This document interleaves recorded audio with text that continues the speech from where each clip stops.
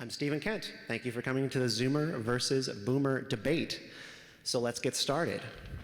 Nihilistic, spoiled, wasteful, unpatriotic, destroying the family, entitled. What are we going to do with those cringe-worthy Zoomers? That is code for Gen Z, by the way. They're younger than millennials. Or maybe, based on where you sit, I just described baby boomers. A generation that single-handedly took America's post-World War II prosperity, which was handed to them by their parents, the greatest generation, and helped to bankrupt this country by exploding welfare, pillaging future generations for their retirement, all whilst cutting their own taxes and launching a bunch of silly wars.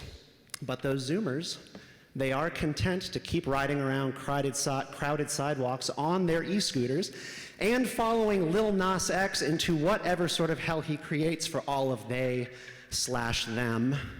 We are inclusive here. This is the Zoomer versus Boomer debate, and I'm going to be introducing our panelists now for the discussion. The motion is which generation is a greater threat to liberty, Boomers or Zoomers? The ground rules are going to be simple. The debate is going to be followed as such.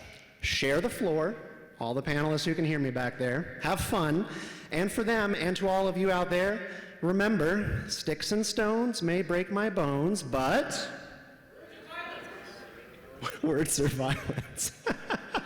Words will never hurt me. All right, let's introduce, they're gonna resent this, I think, because of how old they actually are, but Team Boomer, we have Carla Gericke of the Free State Project and Larry Sharpe, host of The Sharpe Way.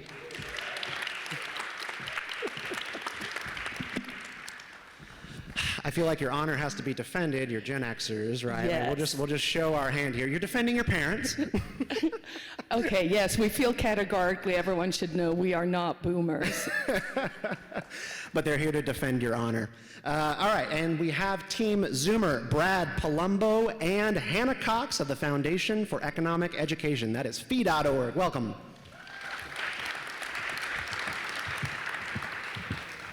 Were you all actually able to hear my ground rules back there? Yes, but we still don't plan on following them. All right, that sounds like a classic Zoomer attitude.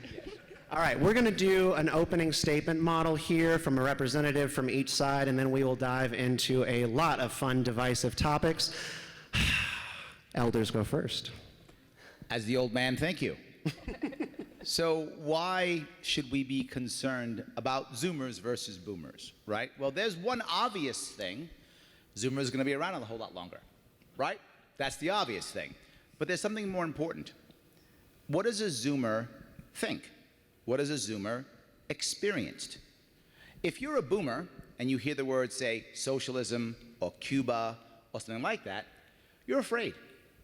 You think of Red China, you think of the USSR, you think of the Cold War, you think of the Cuban Missile Crisis, you think of assassination in the 60s, you think of all horrible things, and you're worried and concerned. And you are worried and concerned about those things. If you're a Zoomer, what do you think of? Cool Uncle Bernie and hot AOC. That's what you think of. So there's no worry or fear or concern there, but something else. If you're a Zoomer, and in some way millennials, you've been raised in the world that says, show up, take a test, pass the test, and guess what? There'll be a great job waiting for you. Or even better, show up, don't pass the test. Participation trophy. You get something either way, it doesn't matter. And then you walk into the real world, and it's not what you thought it was going to be, and you're angry. So what do you want? You want what you think is rightfully yours. And Boomers get mad and go, you guys are selfish. And Zoomers say, we're not selfish. You lied to us. We want what's ours. We're not selfish, you're greedy. You lied to us.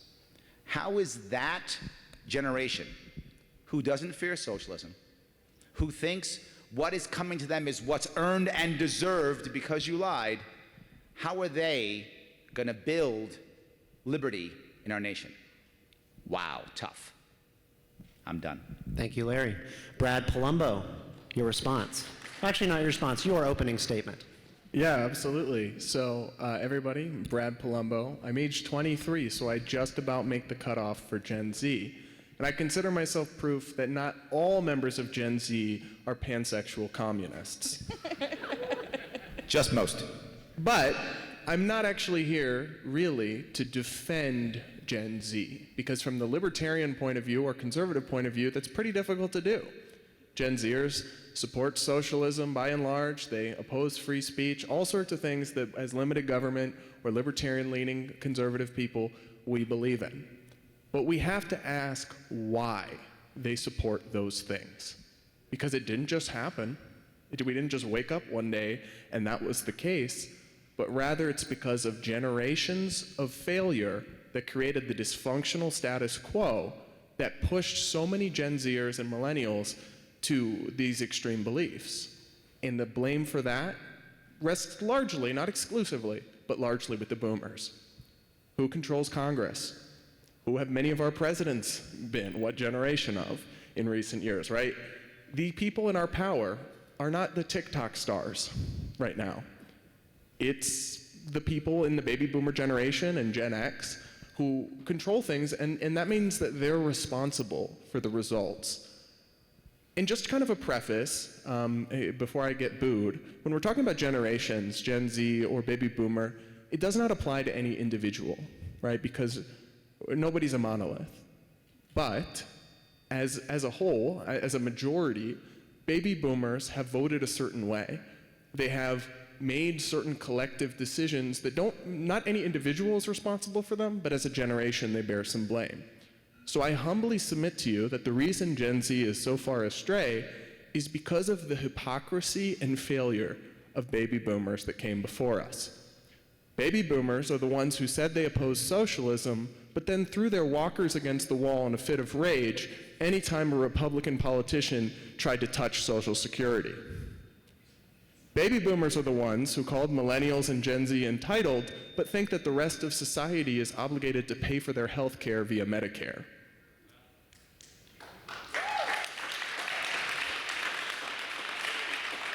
Baby boomers are the ones that say millennials are snowflakes who oppose free speech, but think it should be illegal to burn the flag. Baby boomers are the ones who say they support freedom of religion, but we're okay with banning Muslims from entering the country. Baby boomers say that Gen Z and millennials have no sense of morality because of their stances on things like LGBTQ issues. Yet they ushered overwhelmingly into office a thrice married philanderer who bragged about grabbing women without their consent.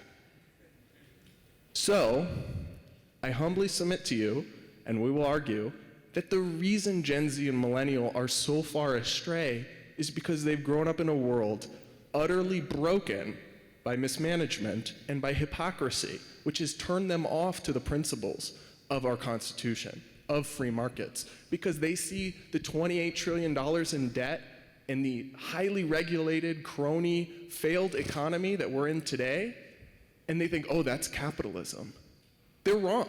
Gen Z, millennials, they're wrong about all of these things. I'm not going to defend their views, but how we got here is a bigger and more important question, and much of the blame lies at baby boomers' feet.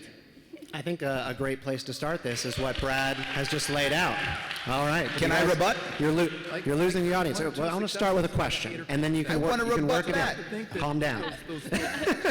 So, We'll all take turns. groaning about young people and the ways in which they transgress against norms is a tale as old as time.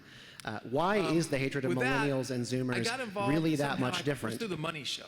I started speaking at the money. How many people? Well, so Brad was making a point about power. Why should blame not be put? 1984. Hold on. Is it still I've been going? speaking there for a long time, and I think through that is where I met Mark Scout and got him on There's a second my tape 9th running. year. Q, is that you? like the second year coming to FreedomFest.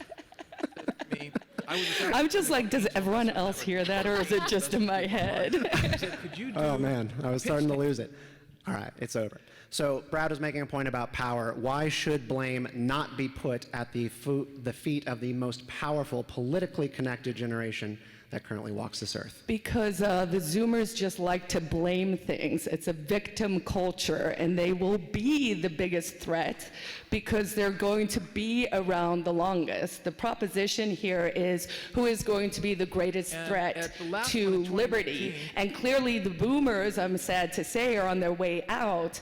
And so the Zoomers, who are a large portion, in fact, I was shocked to see that internationally, worldwide, it's over 2 billion Zoomers. But I think the real problem lies with the fact that there's this, oh, we've got to blame everyone else mentality, instead of saying, and Brad said himself, he's like, well, I'm not going to defend their positions. Well, that's sort of the problem, I think. He literally didn't answer the question and just blamed somebody. You actually didn't deal with the issue. You didn't say who was more dangerous. You just said, it's all your fault. You literally did what she just said. Well, maybe that's because... We've lost microphone on Brad.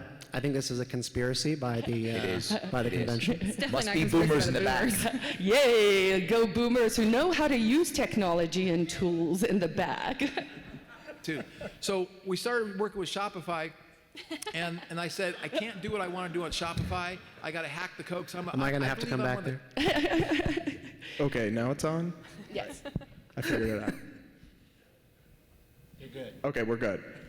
So I guess that's because just to look at a problem without talking about its root is naive, right? To not talk about history means we're doomed to repeat it. And all the problems that you can see in the Zoomer generation, I mean, look at their parents. You talked about participation trophies. Mm-hmm. Who gave them to the Zoomers?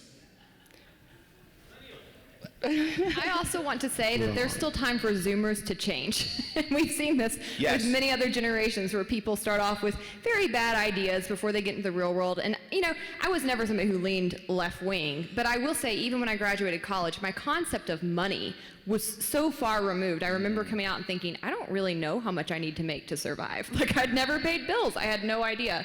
And At least 30% more, right? Right, at least 30% more than you think. But I think there's still time for Zoomers to change, for them to learn and grow. Meanwhile, Boomers, I mean, we've seen them for what they are. They're not moving. They've done the damage they're going to do. They're continuing to compound it.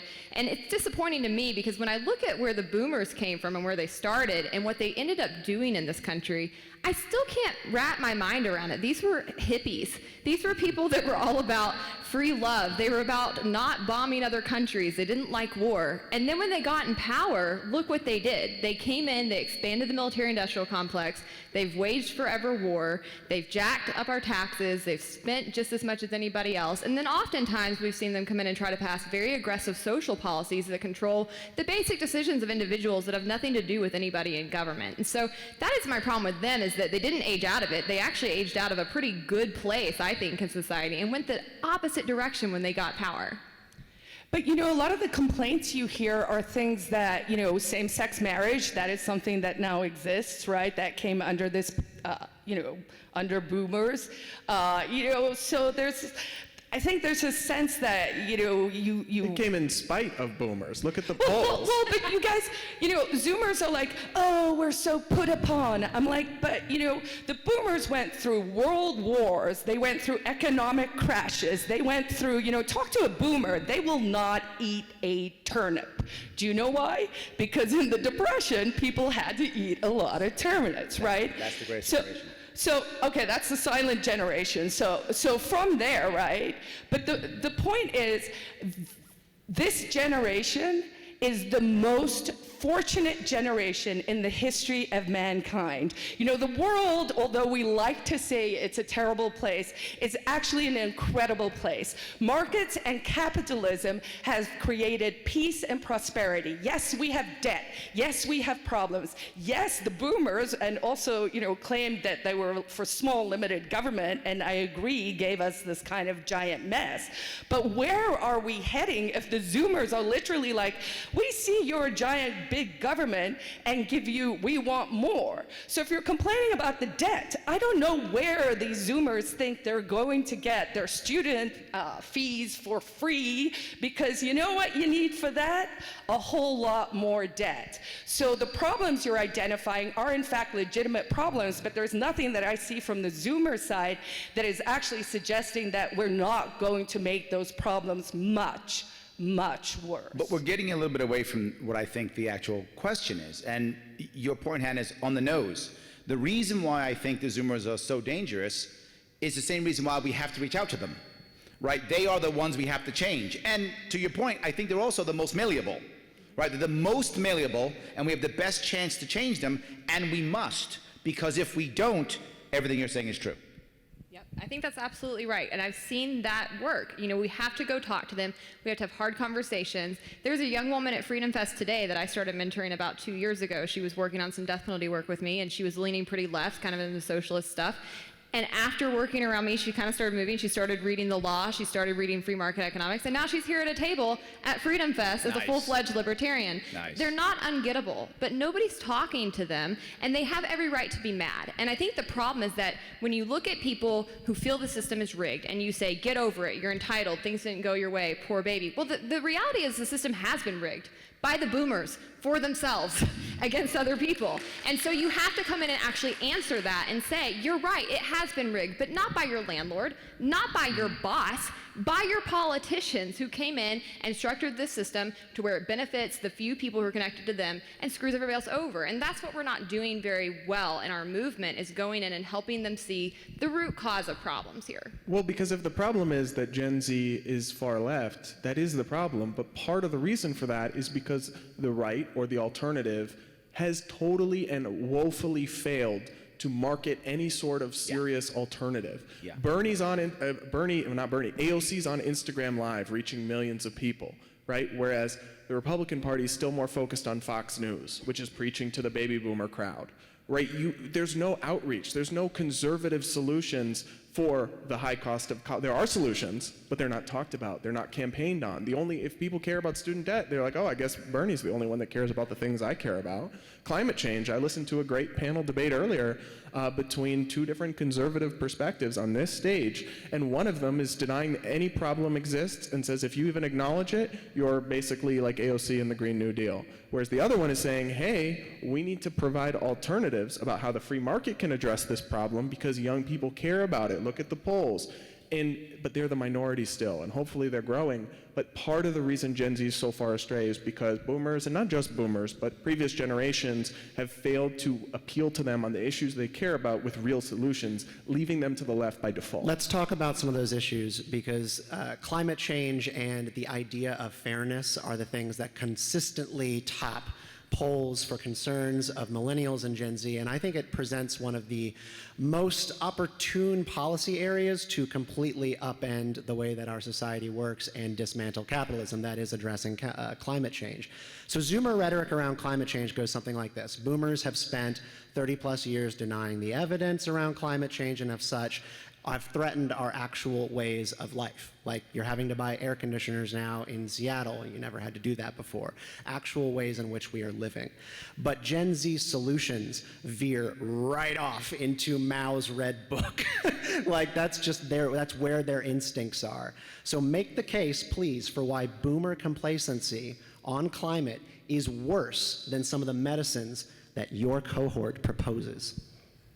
Well, I mean, when you have one side saying it's a Chinese hoax, and the other side saying give us more money and the big government will solve it, you're not actually providing any alternative. So I do think, right, the communist-style Green New Deal is horrible, right? But where have Republican politicians been the last 15 years on this issue other than burying their heads in the sand? So I just don't think it's fair to lay the blame for Gen Z having gone so far left when they weren't really provided an alternative. And I know they have agency and they could have found some other ideas on their own, and they are out there, but ultimately the people in power have been the baby boomers, and they have failed to market this issue in a way that has any sort of long-term foresight or prospects. They've literally just thought about, what do I have to do to please this audience of people I need to immediately get reelected?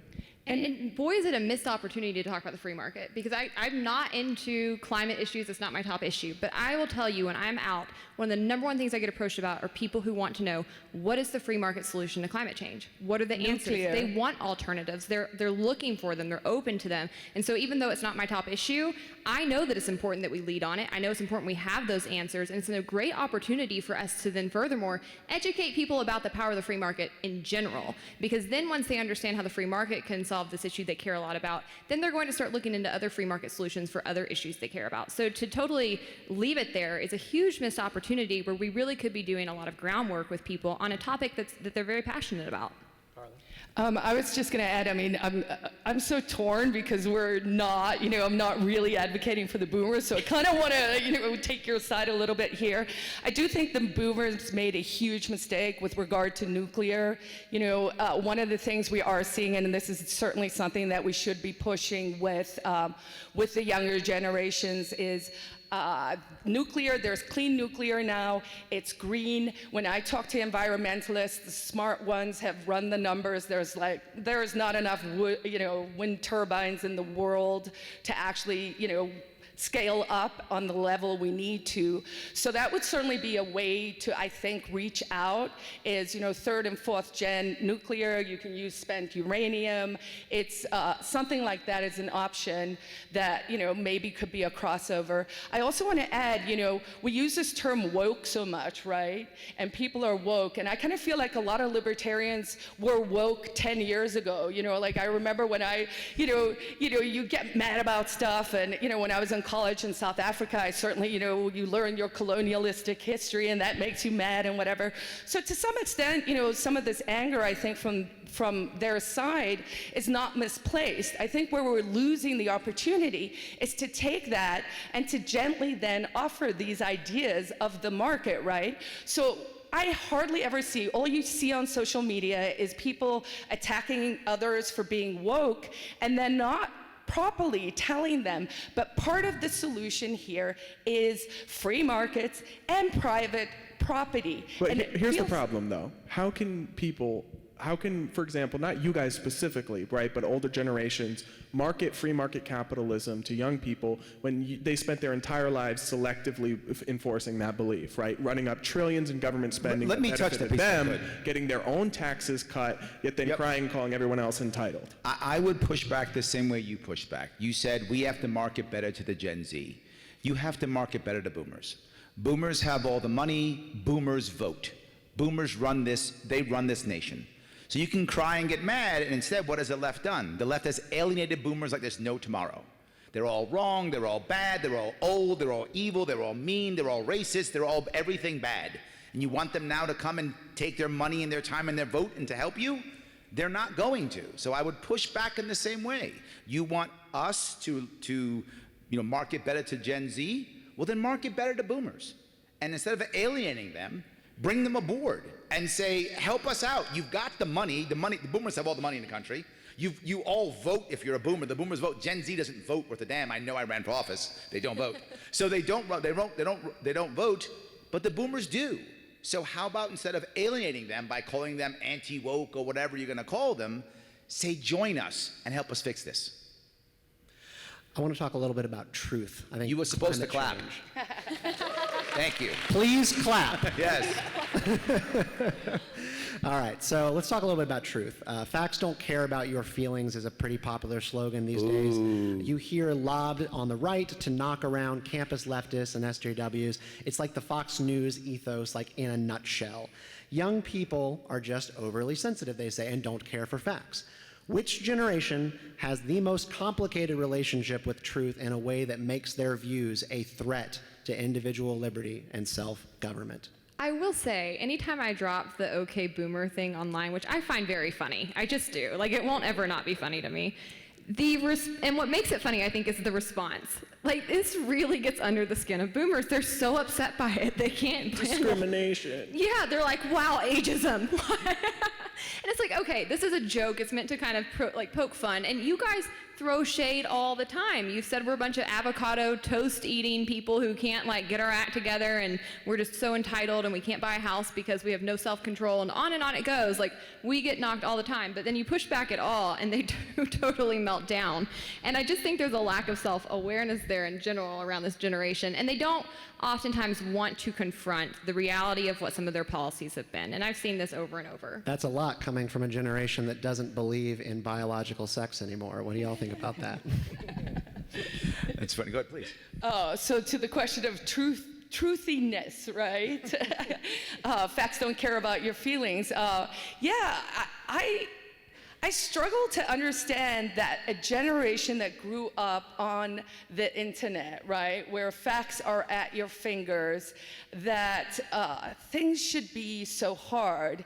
And of course, here we probably do have to blame the education system, but, you know, I get into a lot of arguments online, and you know, I'm very shocked at the lack of critical thinking, the facts of things, and so I gotta say the Zoomers are less on facts. I'm going to actually push the premise of the question, because anyone who honestly believes facts don't care about feelings doesn't understand humanity or politics. Because feelings are far more important than facts. It's not even close.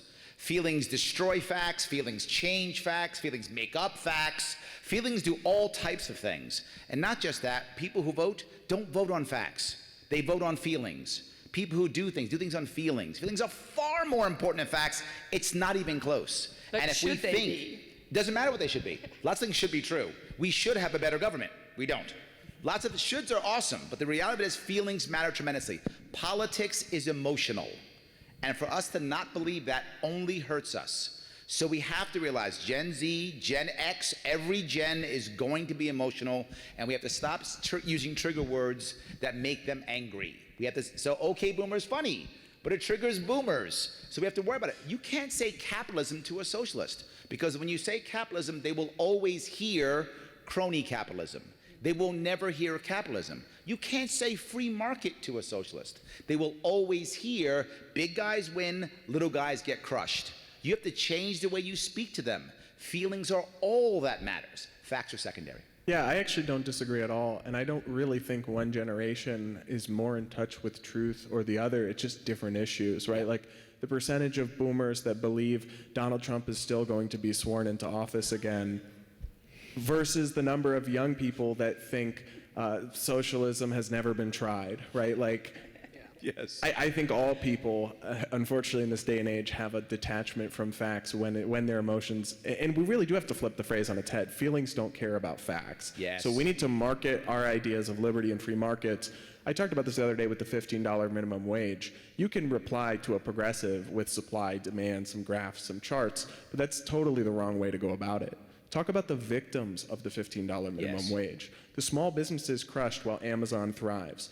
The teenagers who never get the first step on that economic ladder of opportunity because they can't get a start. I worked at a Subway, and I ate 2 sandwiches a shift when I was 17, and I was not worth $15 an hour. Right? I never would have gotten started. But if you make this personable, emotional argument, you can actually convince people. But if you just cite studies and graphs, it should work like that, but it does not. Family is the foundation of civilization. It is a buttress against government doing more and more and more, and it's the most authentic form of a real safety net for everyday people, that is family. Which generation has eroded or is going to erode the institution of family more? Is it the generation who has the higher marriage rate, but who normalized divorce and having a third wife? Or is it going to be the generation that is putting off marriage unreasonably long and getting married at incredibly low rates and not having children to seed the earth? Take your pick. You're not making this easy. You know that, right? You're not making this easy. I never make it easy. This is called boomer versus zoomer, not doomer. They are both doomers. Yes. If you're going to ask who did worse without question the boomers. It's not even close. I mean, the boomers created a horrible family law system that made money more important than being with your children. The boomers created a family law court system that punishes parents for trying to be honest. I mean, the boomers made a horrible court. The boomers made divorce normal. The boomers made punishing men and putting people in prison over things normal. They did nothing but destroy what it was. They made being honest in your marriage wrong. They made that wrong. They made cheating the norm. So they did everything wrong. The problem is the Zoomers are feeling that. I'm on Brad's side here. The Zoomers are feeling the pain, and now they're suffering and doing things that we as a society might disagree with because of what the boomers did. It's completely their fault. Yeah, I mean, I think this one is so one-sided. Yeah. I mean, who waged the war on drugs and locked up thousands, if not millions, war on of poverty. fathers, Millions. right? Who sent all of our troops overseas to die in foolish and needless wars and leave orphan children? Who opposed gay marriage because it didn't fit their idea of what a family should look like? I mean, I think all of these things over the years, boomers would talk out of one side of their mouth about family, and then they'd actively undermine it with their policies they imposed on the rest of the country. The problem is there's a very real problem with Gen Z.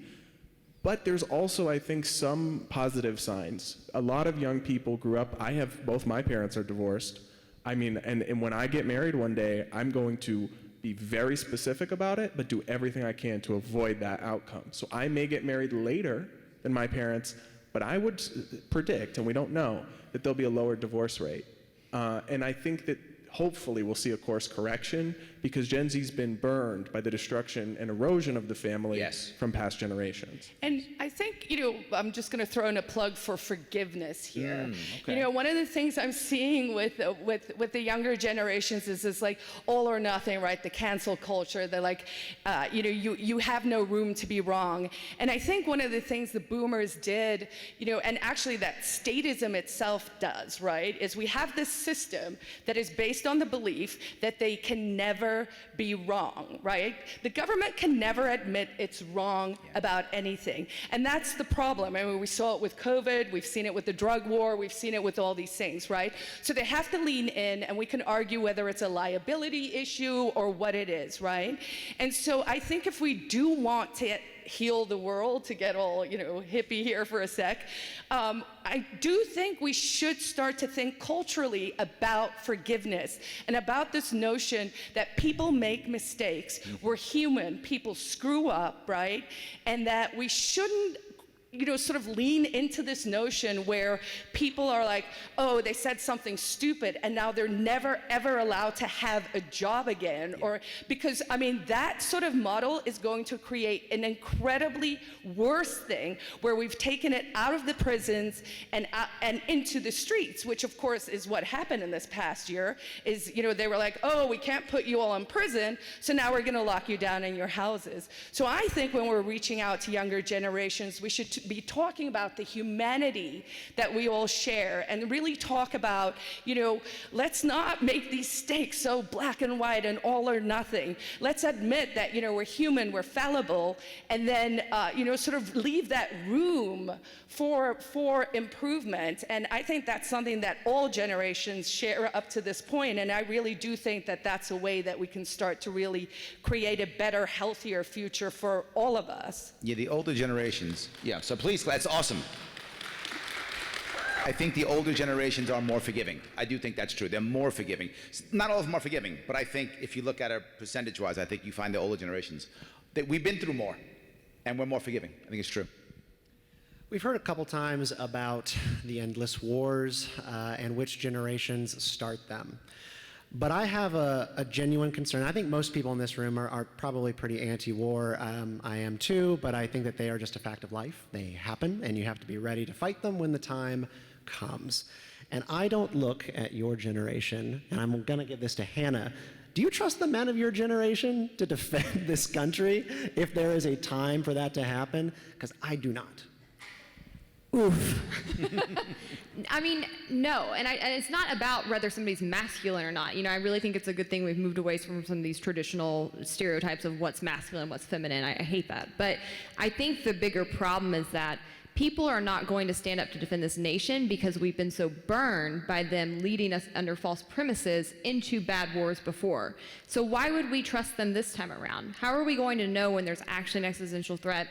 How are we going to have the unity to come together over it? You know, I remember 9/11 vaguely. I was in 8th grade when 9/11 happened, but I remember how people came together, Republicans and Democrats. That kind of faded for a minute. We really were united in this common enemy, and you saw people sign up. You saw businessmen sign up to go fight these wars overseas because they were convinced that they were actually fighting for the ideas that I think most Americans, no matter what side of the aisle they're on, no matter what generation they're in, do still prize. We do still care about freedom. We do still care about liberty. We do still love our country. We have very different ideas about how we should address issues that we're facing. But that is still a commonality that I think we have, or at least had then. We're losing that a little bit, and I think increasingly when things happen, we're now very divided on how we're going to approach them, on what should be done.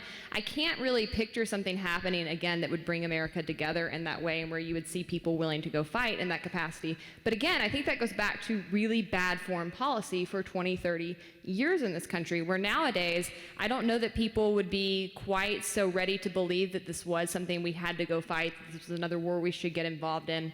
So I just think that there is a problem where we don't have faith in our military, or a real belief that when we are signing up to fight in the military, we're actually fighting for those ideas like we used to. So for those reasons, I don't know that we would come together. I don't know that we'd see people really step up to the plate. And I think that, again, that's not a problem with the people in this country. I think that attitude actually makes a lot of sense, given what we've been through, given how we've been lied to. Yeah, I would just add one thing to that, which is that it really depends on the crux of the question. Is it stepping up to defend our country, truly defend our country from an attack or a direct threat? Because then I actually think we have an all-volunteer military, but we still have a very powerful military. We still have enough young people going into it.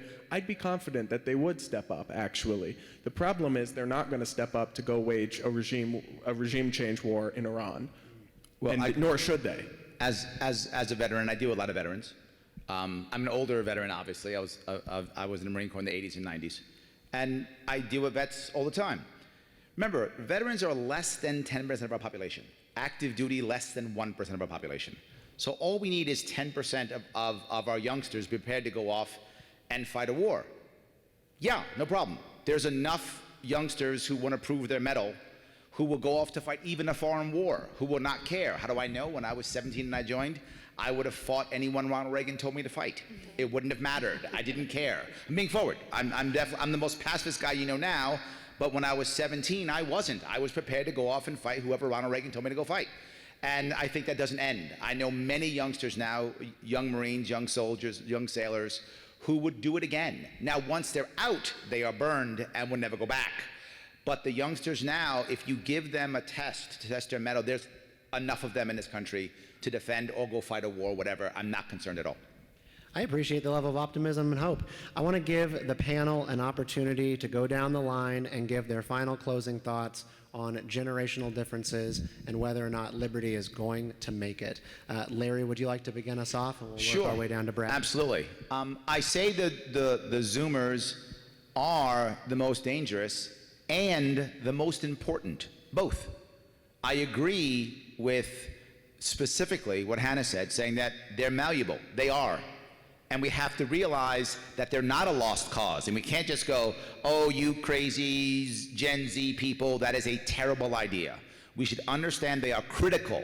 They are the most dangerous, or the ones who will save us. So I'm going to agree with Brad on this point. We have to market to them. He's totally correct. We have to market to them the right ideas in the right way so they come to us. They care about fairness like there is no tomorrow. We have to market that our solutions are fair, or at least seem fair. They care about feelings. We have to make sure the stuff we talk about feels good.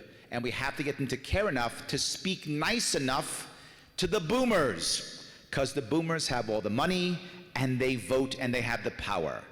Those together, yes, we can save liberty in this country. Despite what my book, The Ecstatic Pessimist, says, I am an internal optimist. And so, I remain optimistic. I think in some ways, we all understand this is a bit of an artificial argument because, We're such hopeful people at this yeah, I mean, conference. I actually think it's built into liberty, and I also think we're probably the funniest people or the people who most appreciate humor because we don't have as many sacred cows, right? So if I was looking for tools to reach out to younger generations, I think we should be doing way more funny stuff, stand up, that kind of stuff, if only they would actually let us speak. So, for me, a big concern is this whole free speech issue. I think we got to dig in our heels there. I don't care about your feelings when it comes to free speech. I'm sorry. But, if we can't actually analyze ideas and if we can't talk about things, then, we're in for a whole world of hurt. I think we should also be looking at things like technology. We live in the best time ever. I'm just constantly amazed at all these people who are just whining and complaining, and the problems are actually quite small. I think we live in this time where we kind of, we're so influenced by our outside the outside stuff, but really when you analyze what's happening to you, you're safe, you're generally, your life is pretty good. And maybe a way to reach out and to get to that emotional point with these younger people is to help them understand that. I think we should be giving people better tools for self-empowerment, not in a selfish way, but to really look and to try and make whole people. We need to get people's minds away from the television and get them back to, I'm sorry, I do think we have to get people, I understand feelings are important, and yes, that's the way to reach people, but facts are important too. And when people start to feel things that are untrue and that are unfactual, that is a problem. So critical thinking skills are important. We should be encouraging way more school choice. We have to encourage people to have sex and breed, and so let's do it with some humor. But, I think that the Zoomers are a real danger to freedom, but the ship is not entirely sailed. We can turn it around, and it's up to us to do it with compassion and empathy, but also not to let them get away with the bullshit. Whoever thought they would have had to have been encouraged to have sex, and yet the generation really does not. Anna, your turn. So I have to say, this debate was very fun, but I actually told Brad before we came into it, it's not my thing. I want people to get along, I truly do, and I like to find ways for people to work together. I do actually think that boomers are worse than Zoomers. I think they've done a lot of harm in this country, and I think they deserve to be criticized for it, and I think it deserves to be called out, because without that, we can't educate the future generations about what created those problems and how to move away from it. I often say, if you don't understand the root cause of a problem, you're going to prescribe the wrong solution. And that's increasingly what we see with the Zoomer generation. I happen to think that the Zoomer generation is right about a lot of the things they're upset about. I do think that housing is too expensive. I do think it's crazy the amount of student loans that we have.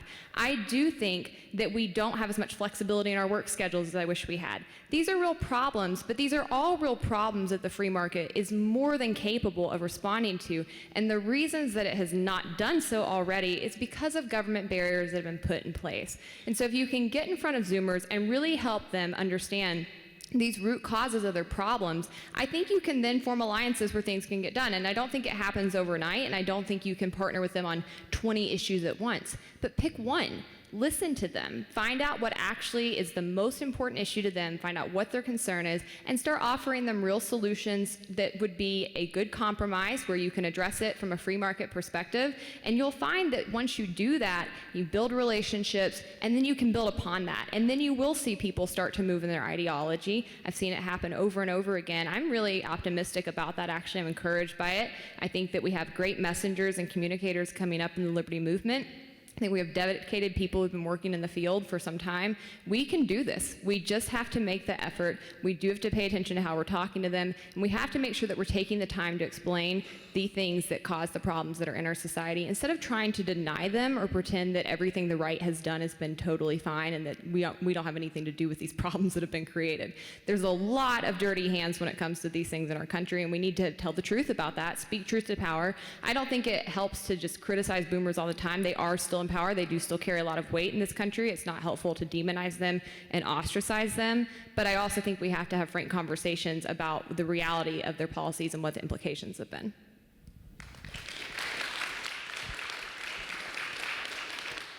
So I want to take one thing that the other side said that I agree with and am taking away from this debate, and that is that Gen Z needs to embrace more forgiveness, whether that's cancel culture or our gripes against the boomers. I am not particularly optimistic about the future of liberty in this country. I'm not completely pessimistic. I think it can still be turned around. But I will say we have to hold the baby boomer generation and the mistakes they made to account in order to reveal to people that the status quo is not what we are defending, is not what liberty looks like, is not what free market capitalism looks like. Good, yeah.